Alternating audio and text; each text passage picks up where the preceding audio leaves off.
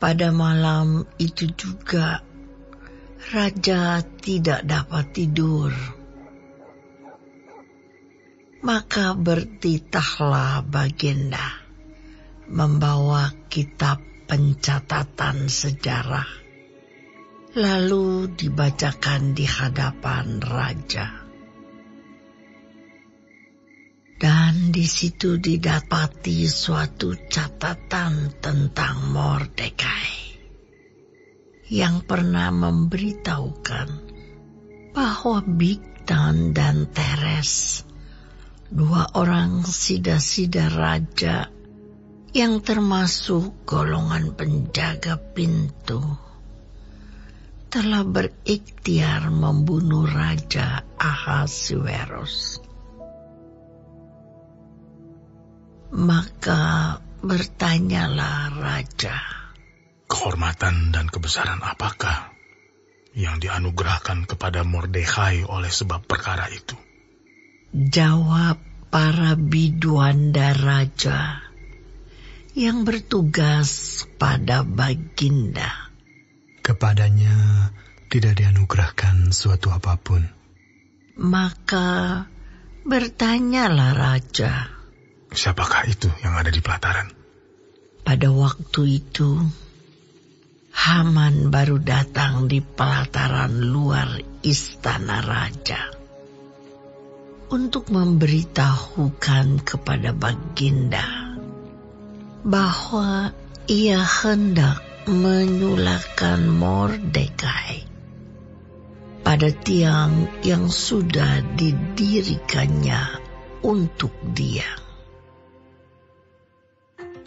Lalu jawab para biduanda raja kepada Baginda, itulah Haman, ia berdiri di pelataran. Maka titah raja, suruhlah dia masuk. Setelah Haman masuk, bertanyalah raja kepadanya, apakah yang harus dilakukan kepada orang yang raja berkenan menghormatinya? Kata Haman dalam hatinya, kepada siapa lagi raja berkenan menganugerahkan kehormatan lebih dari kepadaku? Oleh karena itu jawab Haman kepada raja, mengenai orang yang raja berkenan menghormatinya, hendaklah diambil pakaian kerajaan yang biasa dipakai oleh raja sendiri. Dan lagi, kuda yang biasa dikendarai oleh raja sendiri. Dan yang diberi mahkota kerajaan di kepalanya. Dan hendaklah diserahkan pakaian dan kuda itu ke tangan seorang dari antara para pembesar raja. Orang-orang bangsawan. Lalu hendaklah pakaian itu dikenakan kepada orang yang raja berkenan menghormatinya. Kemudian hendaklah ia diarak dengan mengendarai kuda itu melalui lapangan kota, sedang orang berseru-seru di depannya. Beginilah dilakukan kepada orang yang raja berkenan menghormatinya. Maka titah raja kepada Haman, segera ambillah pakaian dan kuda itu seperti yang kau katakan itu. Dan lakukanlah demikian kepada Mordekai, orang Yahudi yang duduk di pintu gerbang istana. Sepatah kata pun janganlah kau lalaikan daripada segala yang kau katakan itu. Lalu Haman mengambil pakaian dan kuda itu, dan dikenakannya pakaian itu kepada Mordekai. Kemudian diaraknya Mordekai melalui lapangan kota itu, sedang ia menyerukan di depannya, beginilah dilakukan kepada orang yang raja berkenan menghormatinya.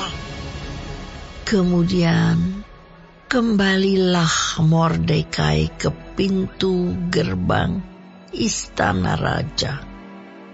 Tetapi Haman bergesa-gesa pulang ke rumahnya dengan sedih hatinya dan berselubung kepalanya.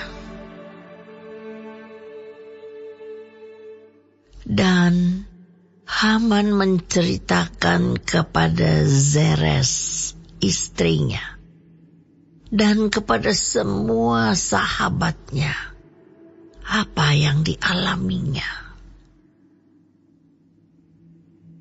Maka kata para orang arif bijaksana dan Zeres istrinya kepadanya, "Jikalau Mordekai yang di depannya engkau sudah mulai jatuh adalah keturunan Yahudi, maka engkau tidak akan sanggup melawan dia. Malahan engkau akan jatuh benar-benar di depannya." Selagi mereka itu bercakap-cakap dengan dia, datanglah sida-sida raja, lalu mengantarkan Haman dengan segera ke perjamuan yang diadakan oleh Ester.